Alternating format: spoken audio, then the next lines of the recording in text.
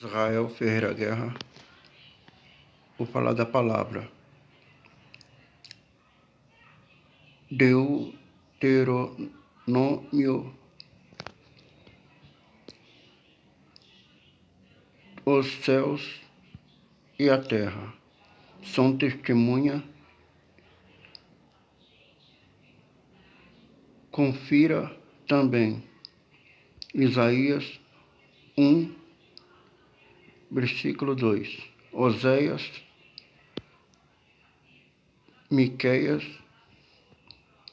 baseados também em Mateus.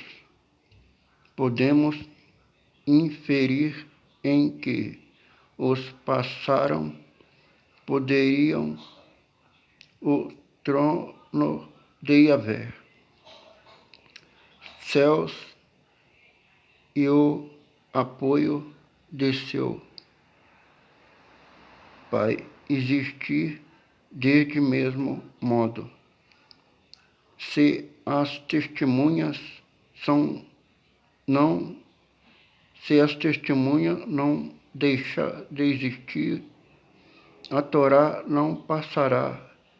Enquanto as testemunhas existirem, concluiremos que a Torá nunca, jamais deixará de estar vigente, pois sempre será instrução para os que obedecem a Yahvé, isto é, Israel. Portanto, a instrução somente perderia sua função se Israel deixasse de existir em qualquer espaço-tempo, pois que sentido há em que exista uma instrução que ninguém pode seguir, obedecer tudo o que Yahvé tem um propósito, e o propósito da Torá é a instruir-nos para a vida. Por essa mesma razão, podemos estar seguros de que antes desapareciam todos os povos, mas Israel continuaria existindo. Israel fosse privado do livre arbítrio, isso anularia o propósito da Torá, pois se não podemos decidir obedecer ou desobedecer, que sentido há em que exista uma instrução à luz das Escrituras Sagradas? Ambas as possibilidades são diretamente descartadas. No século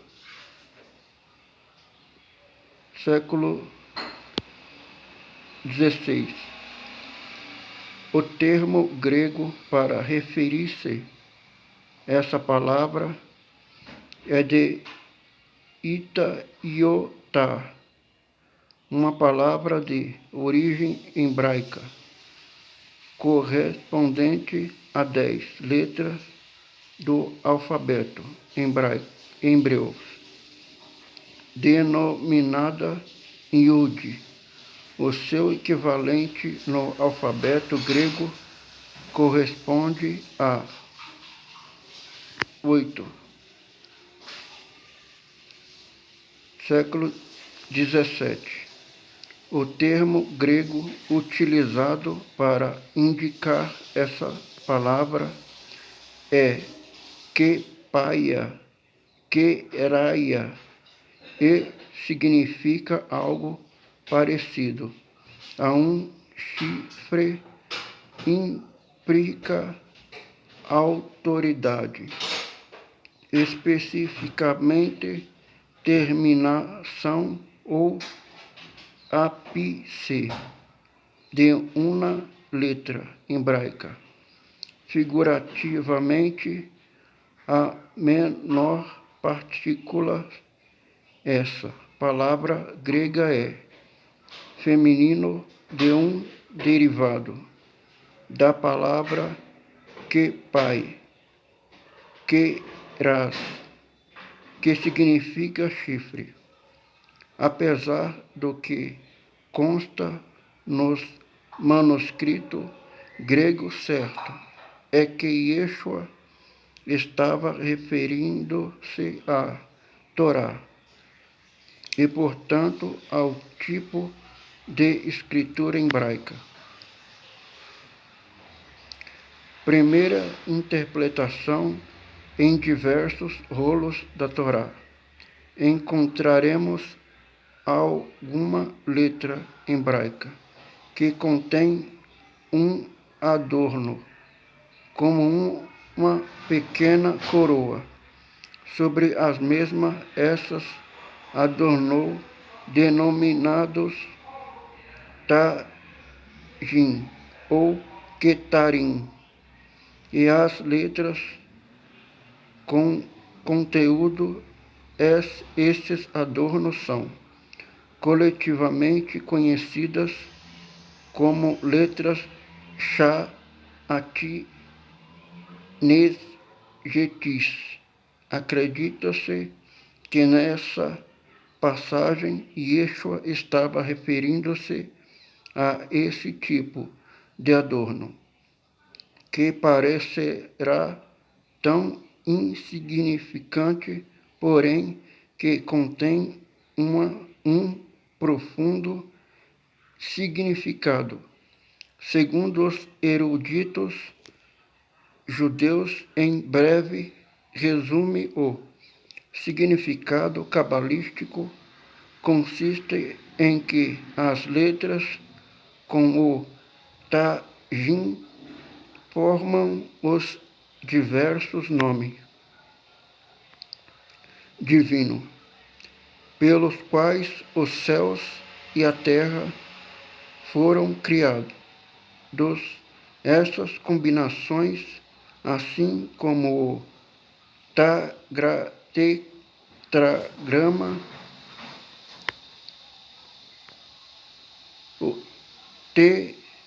tetragramaton, supostamente conservam o poder de criação e também de revelação de acontecimentos futuros.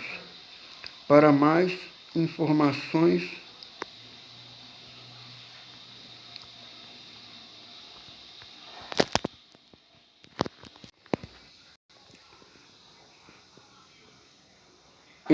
quanto ao número exato de letras da Torá, somam um total de 304.805, porém, devemos ter em conta as diferentes formas de consideração de contagem, pois há quem conta outros caracteres que, apesar de não estarem escritos no texto original, são pronunciados, isto é, as vogais, e outros sinais de entonação e pronunciação. Outros veem uma letra composta de várias letras. Por exemplo, uma Aleph se formaria de um Vav e duas Yud. Ainda outras contam as letras que não vemos, ou seja, as brancas. Segundo essa perspectiva, há dois tipos ou cores de letras: aquelas que se formam com a tinta preta sobre o branco, e aquelas brancas que se formam sobre as pretas.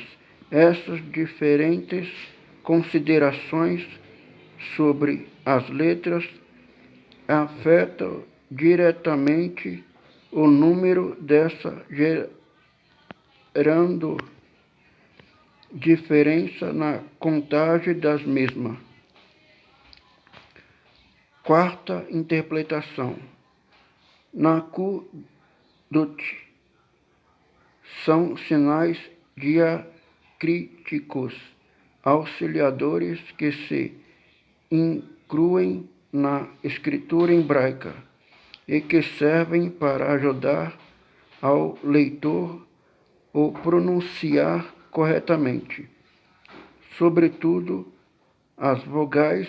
Esta interpretação seria mesmo improvável, já que teria sido desenvolvida pelos maçoretas a partir da segunda metade do primeiro milênio, ou seja, entre século V e X.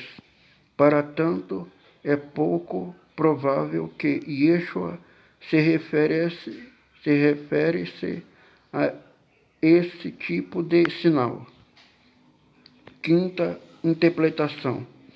A importância de um simples e pequeno traço na escritura hebraica pode modificar uma letra e, portanto, uma palavra e, consequentemente, o significado de um texto.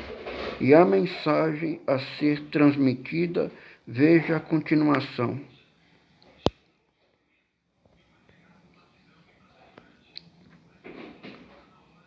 A pequena diferença que há entre a seguinte letra.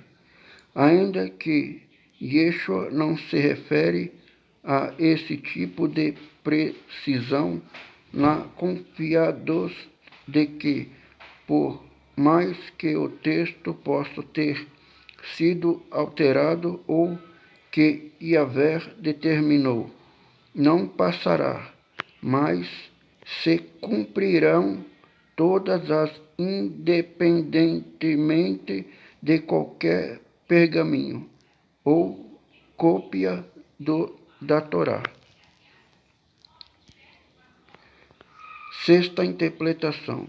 Se Yeshua estivesse referindo-se a algum tipo de traço propriamente dito, certamente se trataria do Maquefi ou Maquiafi, consistem numa espécie de hífen na parte superior, que tem como função unir duas palavras, o qual também pode conter certo significado alegórico, por exemplo, da reunificação de Israel e do povo a Torá. Sejam quaisquer dos anteriores, o princípio é comum em todos os pontos de vista. O que Yeshua quis dizer poderia parafrasear. Se assim, na verdade eu digo a você que enquanto os céus e a terra existem, não passará da Torá, nem mesmo o menor traço, por insignificante que possa parecer, até que tudo se tenha cumprido.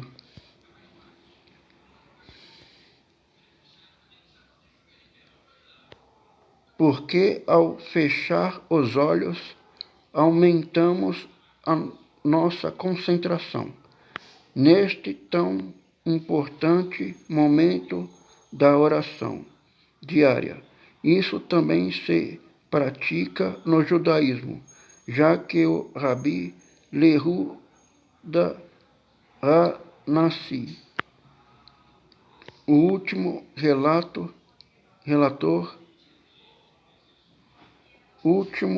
redator e editor da Mishnah, também conhecido como Judá, o príncipe filho de Rabi Shimon ben Gamliel, tinha o costume de interromper, enquanto ensinava a Torá, para recitar o Isma, e, quando o recitava, colocava a mão sobre o rosto, Talmud Berashot, e desde então se tornará costume entre seus talmidins.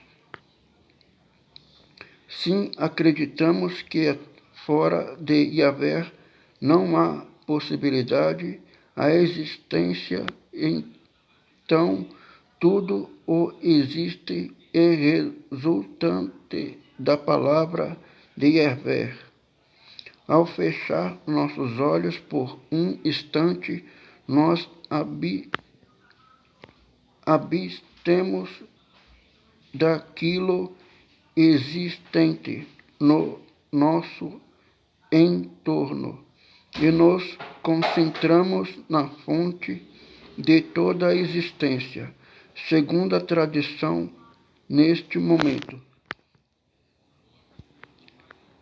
tão sublime no qual a presença divina se torna manifesta, os meios de comprovação visual, parâmetros humanos de avaliação, se tornam inúteis e perdem seu sentido.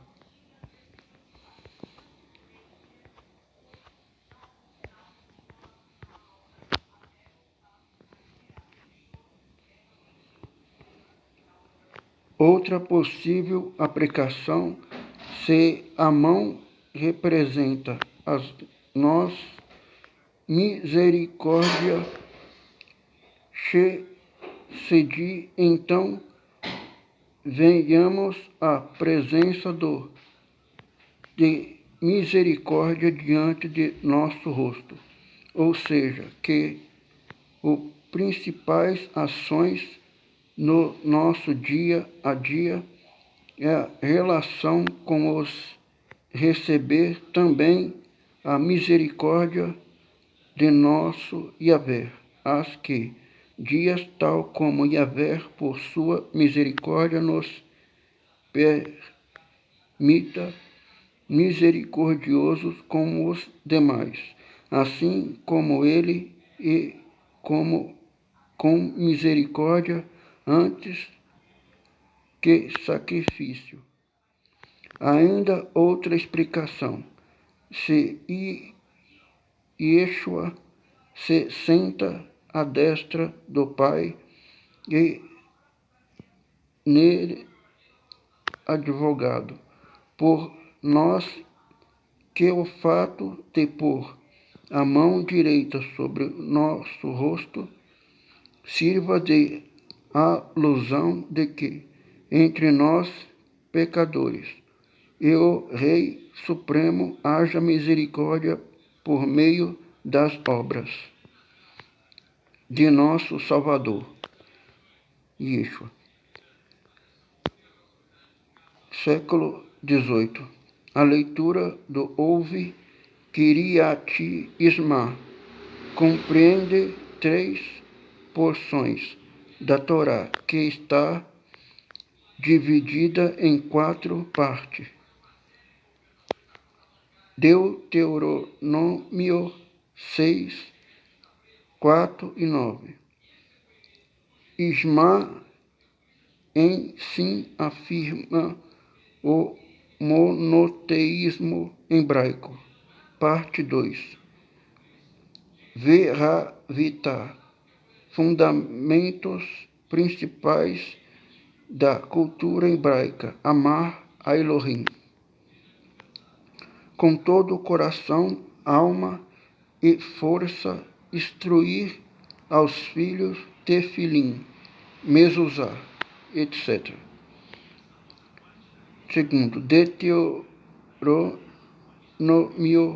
11, 13, 21, parte 2. O Verraia, a recompensa da obediência e advertência da desobediência. 3. Número 15, 37 e 41. A parte 4. Vaiomer Adonai sobre a ordenança do uso dos cordões azuis Tizite. Como poderemos notar, no Isma geralmente se destacam as letras A, I, In e Dalet, que conformam a palavra Edi, que significa testemunho. Isso se realiza em alusão de que os israelitas existem para dar testemunho precisamente através da pregaria do Isma Israel, da verdade, da unicidade de Yahvé. Século 24. A frase que se acrescenta é: bendito seja o nome da glória de seu reino, para toda a eternidade. Baruch Shem Kevodi Malchutó, Leolam Vaed. Isso se fundamenta no Talmud, Pesachim. O motivo do acréscimo deste texto entre os versículos do Isma é devido ao que, segundo a tradição oral, quando Iaá que ouvi reuniu a todos os seus filhos na terra de Egito antes de falecer, lhe ordenou o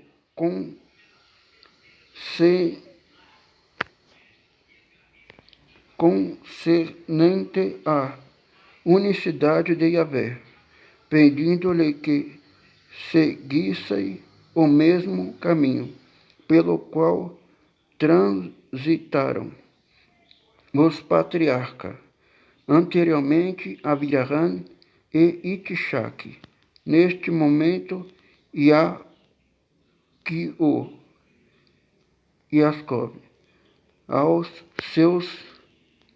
perguntou aos seus filhos: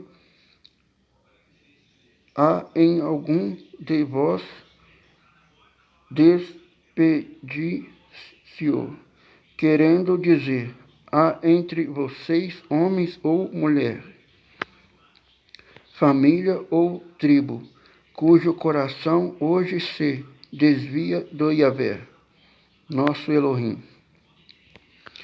Deuteronômio 29, 17, 18. Ao escutar essa pergunta, todos os filhos responderam ao uníssono: Isma Israel, Adonai, nosso Elohim. Adonai é um, querendo dizer, ouça nosso pai Israel. Yaakov. Adonai, nosso Elohim. Adonai é um único. Ao escutar essa resposta,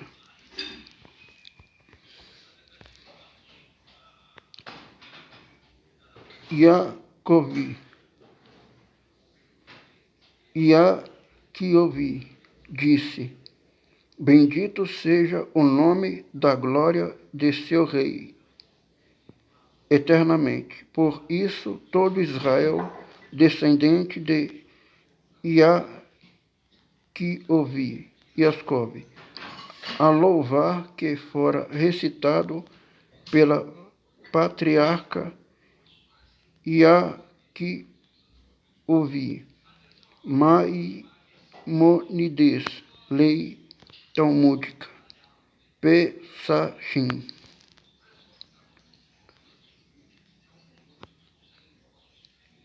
Século 25, desde Gênesis 26:5, podemos ver mencionada 4 mandamentos. Mismereti mandator. Preceito se refere àqueles decretos destinados a evitar a transgressão da Torá. São geralmente as proibições ou, como entendido no judaísmo, corresponderia aos 365 preceitos negativos. Mitzvah, mandamento, são aqueles preceitos que a lógica mesmo ditaria, portanto, estão ao alcance de compreensão humana. Por exemplo, não matar, não roubar, etc. Shukah, decreto, estatuto, regulamento, são aqueles decretos abstraídos de qualquer consideração lógica, os quais, por uma que indaguemos, são conseguiremos compreender. Este decreto se sustentar principalmente em cumprir com a vontade divina. Por exemplo, a diferença entre o animal apto e o não apto para ingestão ou não manter relação sexual durante o período menstrual da mulher, etc. Torá, doutrina, instrução, ensinamento, são aquelas instruções as quais podemos identificar como argumento lógico, pois então contida no campo daquilo que é humanamente cognoscível. Geralmente aplica-se este termo aos preceitos, cujo objetivo principal é o relacionamento com Yahvé, Elohim. Além dos 4 mencionados acima, também se identificam com categoria dos mandamentos da Torá, os dos seguintes: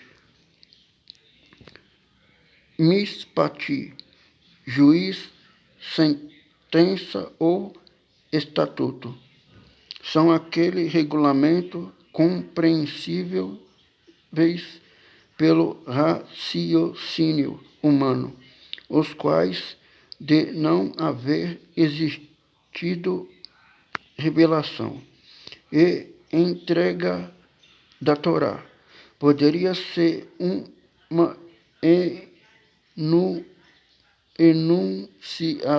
anunciado pela humanidade, sendo resultado da evolução social. São basicamente as regras sociais e ética, por exemplo, a punição por assassinar, por roubar e etc.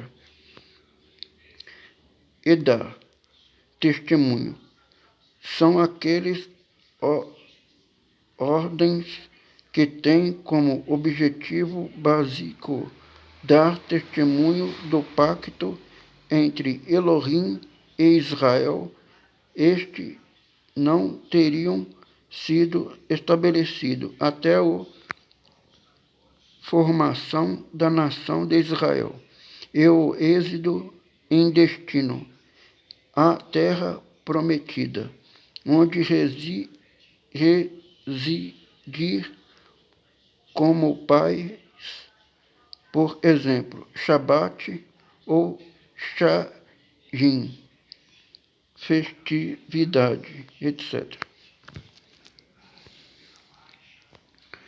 Esta categoria se nomeia de diferente maneira, porque são de ídolos distintas, segundo a tradição. O total delas são os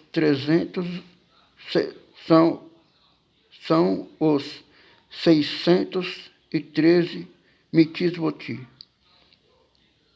Tradição, o total delas são os 613 mitzvot. Há delas que são para todo Israel, varões, mulheres, em toda época e lugar.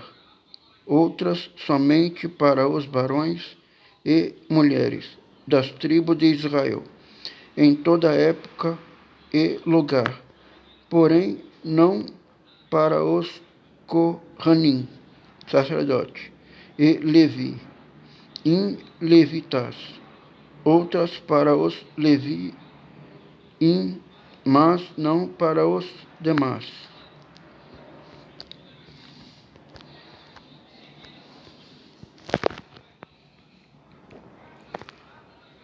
Outras para o Kohanim, todo tempo e lugar. Ninguém outras exclusiva para o líder de turno, rei sobre de Israel, bens materiais em excesso. Outras que são coletivas, mas não individuais. Outras que são somente para ser cumprida na terra, diáspora. Outras que têm um tempo determinado para se cumprir. Nesse tempo determinado, por exemplo, as purificações. Outras que são genéricas, outras que aplicam a todo Israel e são vigentes em qualquer tempo ou lugar. Por exemplo, no relacionamento, a proibição da idolatria. Outras que não são obrigatórias por si, senão condicionais, motivadas por alguma situação específica.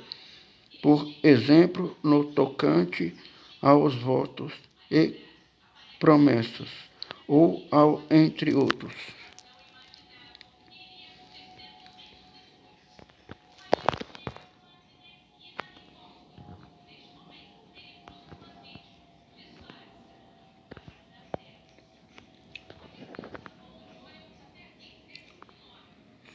Século XIX.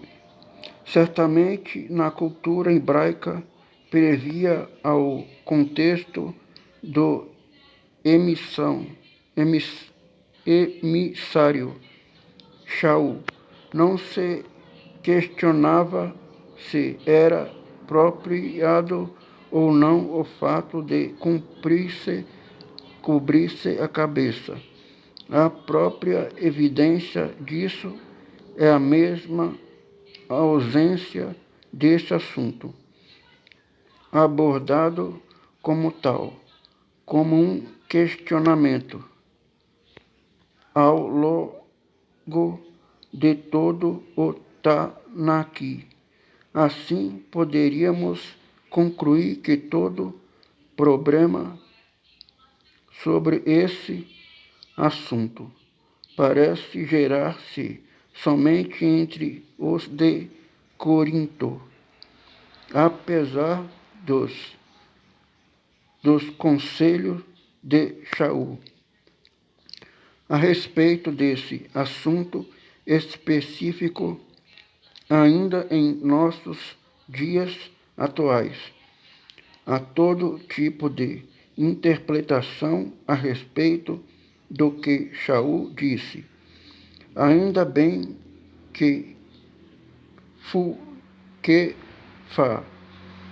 nos advertiu de que na carta de Shaul haviam alguns assuntos difíceis de entender-se, coisas tais que os ignorantes e inconstantes torcem para sua própria perdição.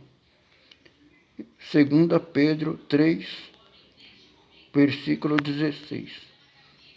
E isso não somente com os escritos de Shaul, mas com toda a Escritura. Depois de ter investigado desde diferentes perspectivas sobre esse assunto, notei que há todo tipo de opiniões a respeito e quase todas elas divergem entre si. Há quem encontra no mesmo texto de Shaul argumentos para defender o costume de cobrir-se, outros, porém, encontram argumento para defender o contrário. Ainda outros afirmam que cobrir-se é um mandamento, e outro que faz isso, cobrir-se interfere na nossa comunicação com Yahvé. Alguns defendem que somente a mulher deve cobrir-se, outro que somente o varão, ainda outro defende que ambos, homem e mulher, devem cobrir-se em casos extremos.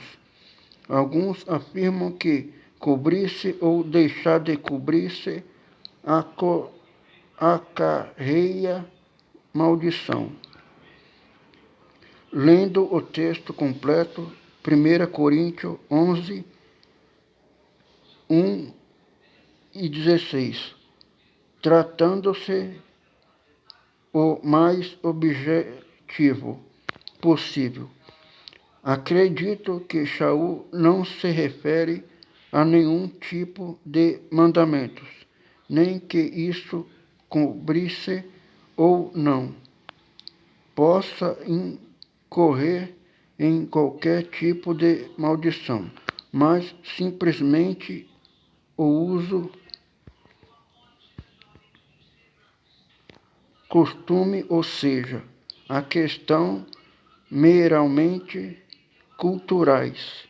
Ele mesmo cita: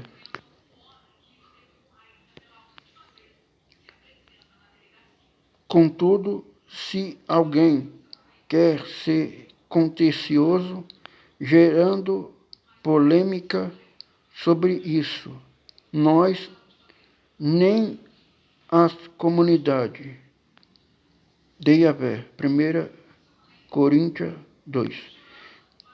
Dito isso, Shaul não poderia ter introduzido novas doutrinas, evangelho, já que é ele mesmo quem diz: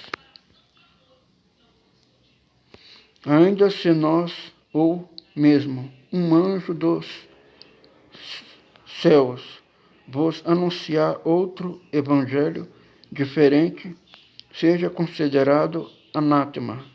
Gálatas 1:8.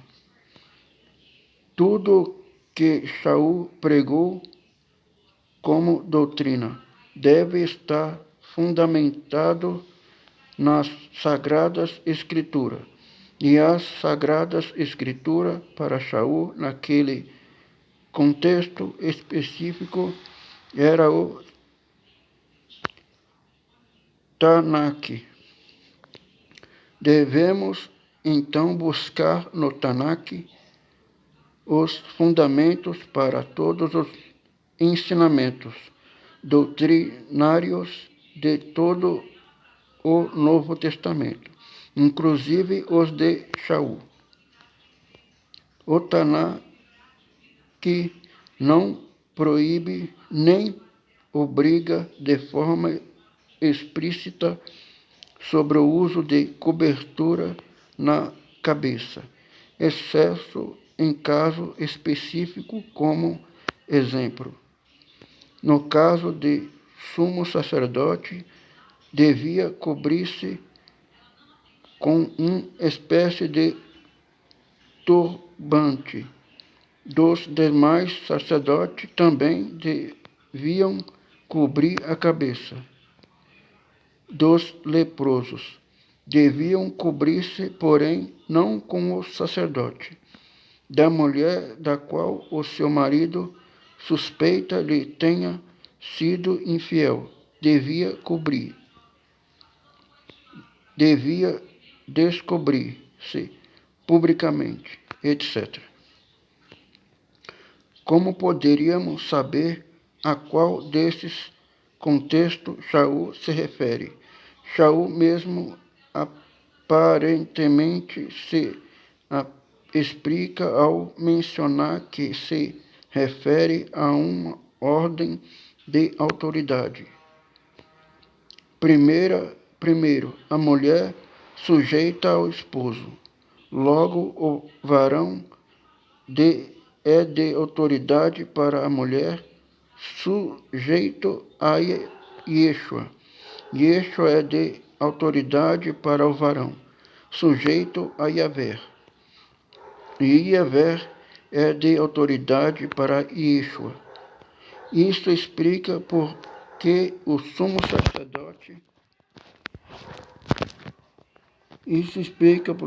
sacerdote representa de Yeshua devido cobrir-se a cabeça, e é por estar sujeito à autoridade de Yahvé.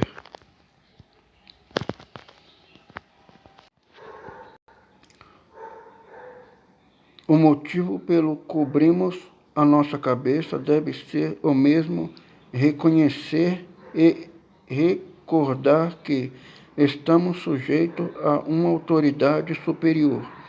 Yeshua é o finalmente todo sujeito à autoridade suprema de Yahvé. Esse é o mesmo motivo pelo qual os nossos irmãos judeus utilizam o kippah e ou diferente tipo de chapéu. Mesmo assim, para ter mais certeza do que Shaul pensava sobre o uso de véu, devemos buscar em seu próprio escrito outra referência que ele faça sobre o mesmo assunto. Vejamos. 1 Coríntios 11:15, 2 Coríntios 3:13, 16:6-5, 11:27, Hebreus 6:19, 9, 3, 10 e 20. Para não limitar-nos somente ao entendimento de Shaul, a seguinte passagem do Tanakh se relacionam de forma direta e ou indireta com este mesmo assunto, esclarecendo-nos de forma mais ampla sobre as explicações públicas. A cabeça no contexto cultural hebreu. Rivka, ao ver o Itshak, se pôs o véu, prova em submissão, e tirar a roupa de sua viuvez, e põe o véu sobre seduzir e rodar. Prove também fosse costume típico naquela região, e época para assim não se reconhecer. Questão Gênesis 38, 14 e 19. No tabernáculo havia um véu azul, de lã azul, púrpura, carmesim e linho torcida.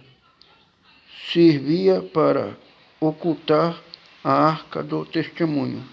Êxodo 4, 21. Este mesmo véu ou cortina é o que se rasgaria como relato em Mateus 27, 51, Marcos 15, 38 e Lucas 23, 45.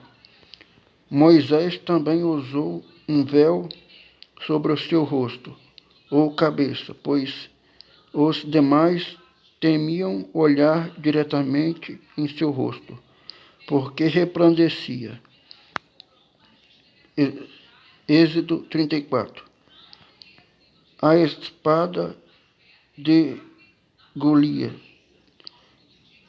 se encontrava enrolada num véu, destra do efode. A amada de Salomão tinha um véu sobre o rosto. Prova alude à sedução, ou bem, e à submissão, respeito e admiração. Coríntios 4, 3, 6 e 7. Sobre o uso do talit, manto de oração, especificamente nos recorda uma chupa, tenda nupcial, que alude ao matrimônio de Yeshua com Israel, ou até mesmo quando posto sobre os ombros, parecem umas asas, e alusão às asas de Yahvé, a qual nos cobre e onde encontramos refúgio, abrigo e intimidade. Recordemos também que nós, 4 em extremos de um talit, se encontram os tzitzit, cordões azuis, o qual usá-los sim é um mandamento. Números 15, 37, 41. Em conclusão, se não estavam diretamente implicados em alguns dos casos contemplados na Torá a respeito da cobertura sobre a cabeça, considerou então, baseado na mesma carta de Shaul, que se trata de uma prática meramente tradicional e cultura e que, portanto, é opcional segundo o contexto. Contudo, harmonizo com o Shulchan Aruch e me inclino a recomendar o uso da cobertura. tanto para o homem como para a mulher, até mesmo para a criança, como um recolatório, recordatório, e para que tenhamos presente em todo momento, especificamente no momento de oração ou estudo da palavra, e a nossa submissão a uma autoridade superior, no caso das mulheres ou seus esposos e dos varões, ao nosso sumo sacerdote, Cohen HaGadol, Yeshua e de Yeshua Yahvé. Tenhamos bem presente que, se de autoridade, não necessitaríamos implicar-se superior, melhor ou até mesmo ser servido, segundo nos mostrou Yeshua. Consiste justo no contrário. Ele, como autoridade sobre nós, serviu aos seus talmidim, até mesmo lavando os pés deles. Varões, façam o mesmo, não espere ser servido por nossa esposa. Sejamos como o nosso mestre, sirvamos as nossas esposas, assim como ele nos serviu.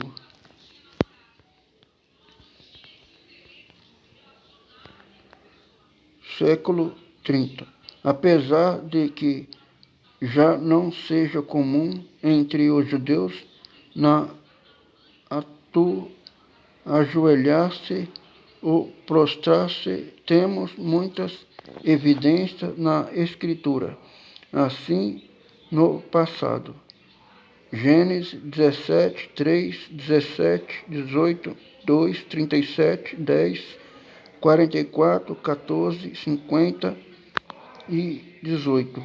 Levítico 9 e 24. Números 14, 5, 16, 4, 22, 45. Deuteronômio 9, 18, 25. Josué 5, 14, 7, 6, 10. Jó 1, 20. Mateus 26, 39. Lucas 22, 41. De fato, a raiz das palavras bênção, bem dizer, abençoar em hebreu, é a palavra barak, que significa ajoelhar-se. Outros termos relacionados com a ação de prostrar-se ou dobrar-se em sinal de submissão ou humilhação.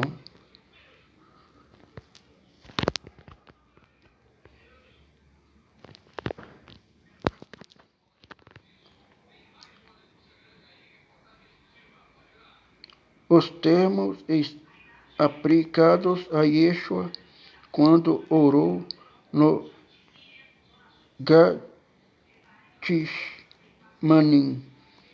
Getsemanim são Mateus 26, 39.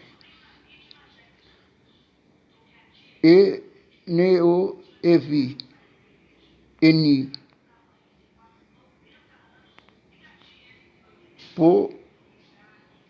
Onovi, Au, Opesen, Ipi, Prosopon, Au, caiu sobre o seu rosto.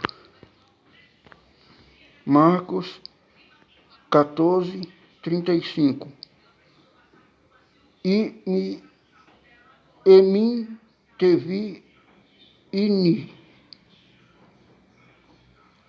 tique, ique, ipipi, tenepi, ges, caiu sobre o solo. Lucas 22, 41. O eik ta iovata, de ista gonatá, se pôs de joelho. Atualmente, um judeu somente se prostraria se é observante em duas ocasiões, Yom Kippur e Yom Teruah, Rosh Hashanah. O motivo disso é para recordação dos serviços rituais que se realizava no templo, já que os messiânicos também se ajoelhavam, o qual era comum no momento de oração entre judeus, e a prática de ajoelhar-se foi proibida pelos líderes religiosos para fazer separação e supostamente não induzir ao erro, confundindo um judeu com um.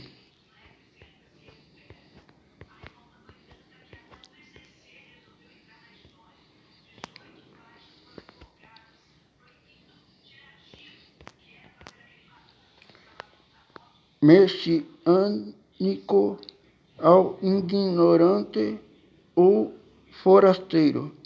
Para mais informação, consulte a Levítico 26, 1 e Talmud Babili, Megillah. Com o passar do tempo, essa prática seria adotada não só também pelo Islã, o qual fortaleceu mais ainda a postura dos judeus. Cabe enfatizar que pessoalmente considero pouco seguro importância como as mesma prática de culto a Yahvé relacionaria século 31, Mateus 6, 5, 16, Lucas 11, 2 e 4, século 20, 32. A palavra grega nepaoki, neipaoki,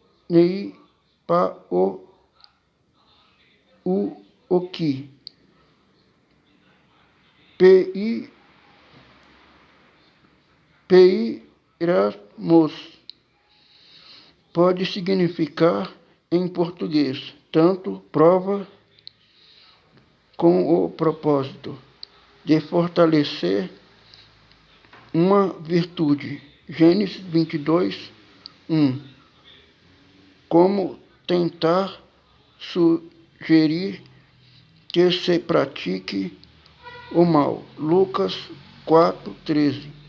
Para a utilização da frase não nos meta em tentação, não concorda com o contexto de toda a palavra, nem com nenhuma analogia espiritual. Caso Yahvé, na sua suprema sabedoria, quisera induzir alguém a cometer aquilo que lhe acarreará consequências aparentemente negativas, como no caso do censo que David realiza.